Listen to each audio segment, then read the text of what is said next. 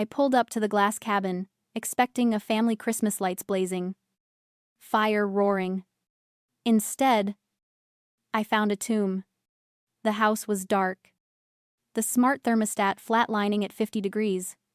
In the center of the living room, Judge Robert sat in his wheelchair, abandoned in the cold, like unwanted furniture. My phone buzzed. It was a text from Austin, gone to Cabo for a mental health reset. Mom came too. You stay and manage the old man, he needs you. Back Monday. I didn't scream. I just stared at the text, the cold settling into my bones. Then, Robert opened one eye. His voice wasn't frail, it was sharp as a gavel strike. Shall we begin? I locked eyes with him and nodded. That moment when you realize you're the only grown-up in the room. Drop a yes in the comments if you've ever been the one left holding the bag while everyone else played. The silence in the cabin wasn't peaceful. It was heavy, like the air before a storm. I didn't scream. I didn't call Austin to beg for an explanation. My shock had already crystallized into something colder, harder, precision. I walked to the pantry. Empty. Not a single can of soup. Not a box of crackers. Just a half-eaten protein bar on the counter. A careless afterthought left for a man they claimed to love. I checked the smart thermostat on the wall. 55 degrees. They hadn't just left, they had optimized the house for emptiness, turning the heat down to save a few pennies while leaving an elderly man to freeze. My phone buzzed in my pocket. A notification from our joint bank account. I didn't need to look to know what it said. But I looked anyway. $12,500. Gone. That was my renovation fund. 3 years of skipping lunches. Of taking extra freelance projects. Of saving every spare dollar to fix up our starter home. Now it was funding margaritas in Cabo. Austin hadn't just taken a vacation, he had liquidated my effort to pay for his escape. I looked at Judge Robert. He was watching me, his gaze steady and assessing. He wasn't the confused, a frail old man Austin had described for years. He was waiting to see what I would do. And in that moment, I knew. I wasn't a wife anymore. I wasn't a daughter-in-law. I was a structural engineer looking at a building that was about to collapse. And I was the only one who knew how to control the demolition. I walked to the front door. The digital lock hummed under my fingers. I didn't just lock it. I pulled up the administrator panel on my phone and changed the master code. Then, I disabled remote access. The little green light turned red. The cabin was now a fortress. And we were the only ones inside. But the cold was still biting. I went to the utility room. The furnace was silent. A modern, high-efficiency beast that should have been purring. I opened the access panel. It wasn't broken. The intake valve had been manually closed. And the safety switch tripped. This wasn't negligence. This was sabotage. They didn't just want to save money on heating. They wanted the cold to do the work they were too cowardly to do themselves. They wanted nature to take its course with Robert. I felt a flash of heat that had nothing to do with the temperature. I grabbed my tool bag from the car. I knew this system. I had designed similar ones for clients. My hands moved with practiced rhythm, resetting the breaker, opening the valve, recalibrating the pressure sensor. It took 20 minutes. When the furnace finally roared to life, pushing warm air through the vents, it sounded like a victory march. I walked back into the living room. The temperature was already rising. Robert looked at me, a small smile playing on his lips. "You fixed it," he said. Not a question, but a statement of fact. I didn't just fix it. I told him, my voice calm. I secured the perimeter. We're warm, Robert, and we're alone. He nodded slowly. Good. Because we have work to do. I went to the kitchen and started pulling ingredients from the emergency stash I always kept in my car: dried pasta, a jar of sauce, some olive oil. It wasn't a Christmas feast, but it was hot. And it was ours. As the water boiled, I let the reality of the last hour settle over me. I had been left here as a servant, a nursemaid to a man they thought was gone. But they had miscalculated. They saw Robert as a burden, and me as a doormat. They didn't realize that by leaving us together, they had handed us the keys to the kingdom. The cabin warmed up, the smell of garlic and tomatoes filling the air. It felt like a home again, not a waiting room for death. I set the table for two. No festive tablecloth. No crystal glasses. Just 2 bowls and 2 spoons. Robert wheeled himself to the table. He didn't need help. He picked up his spoon, his hand steady. "You know," he said, his voice thoughtful, "they think I don't see. They think I'm just furniture. But I see everything. Sophia, I saw you saving that money. I saw you fixing the roof last summer when Austin was too busy golfing. I saw you organizing the bills, managing the appointments, keeping this whole fragile family from falling apart." I stopped eating. I had spent so long feeling invisible, feeling like my contributions were just expected, like gravity. To hear him say it out loud felt like a physical weight being lifted off my chest. "They call it magic," Robert continued. "The clean sheets, the balanced books, the organized holidays. They think it just happens. But I know it's not magic. It's you. You are the structural integrity of this family, Sophia. And they are treating you like scaffolding, temporary and disposable. Something to be used to build their comfort and then torn down when the job is done." Tears pricked my eyes. Hot and sudden. I blinked them back. I didn't want to cry. I wanted to be angry. They made a mistake, I said, my voice thick. "Yes." Robert agreed. "They bet against the architect. And now, they're going to find out what happens when the architect decides to pull the pin." My phone buzzed again. A text from Austin. "Stop calling. You're ruining my vibe. Just make sure he takes his pills." Attached was a selfie. Austin and Jessica, his work wife, grinning, holding margaritas against a backdrop of blue ocean. They looked happy. They looked free. They looked like people who had gotten away with murder. I looked at the photo, then at Robert. He leaned forward, his eyes gleaming in the firelight. "Let them have their vibe," he said softly. "We have the ledger. And tonight, we balance the books."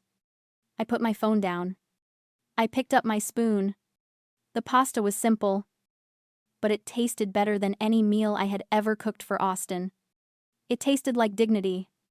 After dinner, we didn't clear the table immediately. We sat there, the fire crackling. 2 conspirators, in a castle of glass and snow. Robert told me about his years on the bench, about the cases where he had seen greed tear families apart. He spoke with a clarity and precision that made my skin prickle. This was a man who had commanded courtrooms, who had sent men to prison with a bang of his gavel. And he was on my side. We moved to the study. It was time to stop reacting and start auditing. I opened my laptop. I didn't log into Netflix or social media. I logged into the bank accounts. Not just the joint account, but the family trust account Austin had given me access to for emergencies. I started tracing the lines. The $12,000 was just the beginning. I found transfers labeled care expenses that dated back months. Thousands of dollars moved out of Robert's accounts, supposedly for nurses and therapy. I cross-referenced them with the actual bills. The dates didn't match. The amounts didn't match. I traced the destination accounts. One led to a credit card bill. I pulled up the statement. Nordstrom. Saks Fifth Avenue. A spa in Scottsdale. Susan's name was all over it. She had been wearing Robert's care expenses on her feet. Then I looked at Austin's transfers. Home maintenance. Consulting fees. They went straight into a crypto wallet I recognized. He had been siphoning money from his own grandfather to gamble on digital coins. I felt a cold, clinical rage. This wasn't just theft. It was predation. They were picking the meat off the bones of a living man. I started a spreadsheet. Column A, date. Column B, amount stolen. Column C, the lie they told. Column D, the truth. As I typed, I realized something. Austin hadn't just left for a vacation. The text message wasn't a spontaneous act of cruelty. It was a resignation letter. He had discarded me because he thought he had secured the asset. He thought Robert was dying this weekend. He thought the money would flow to him naturally. He didn't need a wife anymore. He needed a patsy to sign the death certificate. The realization didn't break me. It solidified me. I wasn't a wife grieving a marriage. I was a forensic accountant building a case for the prosecution. I looked up at Robert. He was watching the screen. His face grim. They didn't just steal from me. He said. They stole your life. Sophia.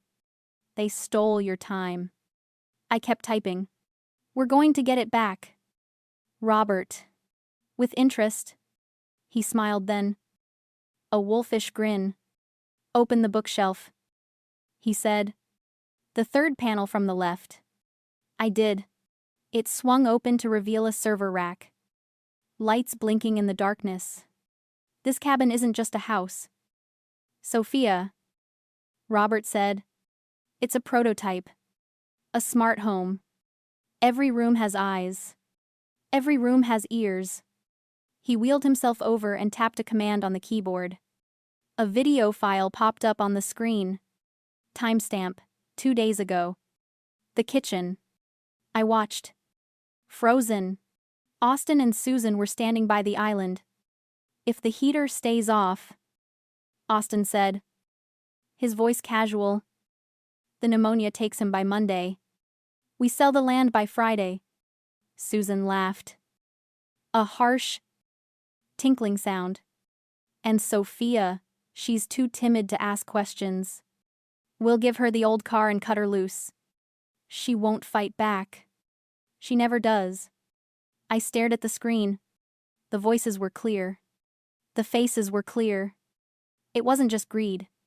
It was conspiracy. It was attempted manslaughter. Robert looked at me. Do you still want to just change the locks? He asked. I looked at Austin's smiling face on the screen.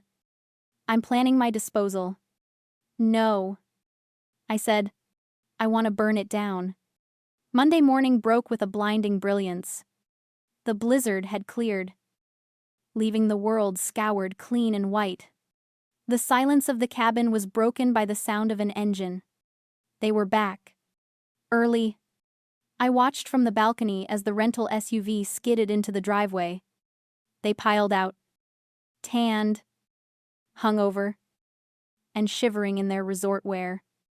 They looked ridiculous against the backdrop of the aspen snow tropical birds lost in a winter wasteland. They were rushing because their credit cards had been declined. Robert had frozen the assets at 9 a.m. sharp. They burst through the front door. Expecting a tomb. They expected a cold house. A dead old man. And a weeping, broken wife, ready to sign whatever they put in front of her. Instead, they walked into a wall of warmth. The fire was roaring. The smell of fresh coffee filled the air. And I was sitting in the main armchair, wearing my best blazer, legs crossed, waiting. Austin stopped dead. He looked at the fire, then at me. Confusion warped his face. Why are the locks changed? He demanded. His voice shrill. Where is he? Did he pass? Susan pushed past him. looking around wildly. Is it done? Did you call the coroner? I didn't answer. I didn't even stand up. I just picked up my phone and pressed a single button. The 85-inch screen on the wall flared to life. Their own voices filled the room, amplified and crystal clear. If the heater stays off, the pneumonia takes him by Monday. Austin froze. Susan gasped, her hand flying to her mouth. They watched themselves plotting murder in high definition. Then the video cut to the bank transfers. Austin stealing my renovation fund. Susan buying shoes with hospice money. It was a montage of their crimes, playing on a loop. The color drained from Austin's face. He looked at me, and for the first time, I saw real fear in his eyes. "What is this?" he whispered. Then, the sound of a cane tapping on the hardwood floor. Tap, tap, tap. They spun around. Judge Robert walked into the room. He wasn't in his wheelchair. He was standing tall, dressed in a suit, leaning on his cane like a scepter. He looked like a king returning to execute traitors. He stopped in the center of the room and looked at them. The silence was absolute. "I have presided over 3,000 cases," Robert said, his voice rumbling like thunder. "I have seen murderers, thieves, and con artists, but I have never seen a conspiracy so incompetent or so cruel." Austin tried to speak. "Grandpa, we didn't. It was a joke." Robert silenced him with a look. "A joke? You bet my life on a thermostat. You wagered my legacy on your wife's timidity. You treated this woman like a disposable asset."